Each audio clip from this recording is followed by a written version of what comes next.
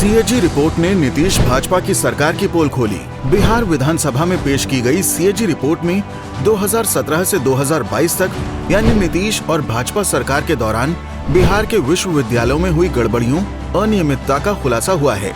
बिहार के विश्वविद्यालयों में शिक्षकों की कमी, रिजल्ट में अनियमितता और गैर कानूनी तरीके से पैसा खर्च की बातें विस्तार से बताई गई हैं। पेज 69 में स्पष्ट लिखा है कि भाजपा जदयू की सरकार के दौरान बिना किसी टेंडर के 7.96 करोड़ रुपए की चीजें खरीद ली गईं। बिना वेतन सत्यापन के 48.28 करोड़ रुपए की सैलरी बांट दी गई। बिना टैक्स काटे 14.41 करोड़ रुपए का भुगतान कर दिया गया। विश्वविद्यालय बेपरवाह, भाजपा नीतीश सरकार लापरवाह। कैग रिपोर्ट बताती है कि विश्वविद्यालयों को दी गई 22,576.33 करोड़ में से 4,134.21 करोड़ की अनुदान राशि इसलिए वापस करनी पड़ी क्योंकि इसे सही तरीके से विश्वविद्यालय द्वारा खर्च नहीं किया गया। इसके अलावा विश्वविद्यालय द्वारा 101.53 करोड़ रुपए की उपयोगिता प्रमाण पत्र जमा नहीं किए गए और 77.30 करोड़ के एडवांस पेमेंट का हिसाब नहीं मिला। बिहार के विश्वविद्यालयों को यूसीजी से मिलने वाला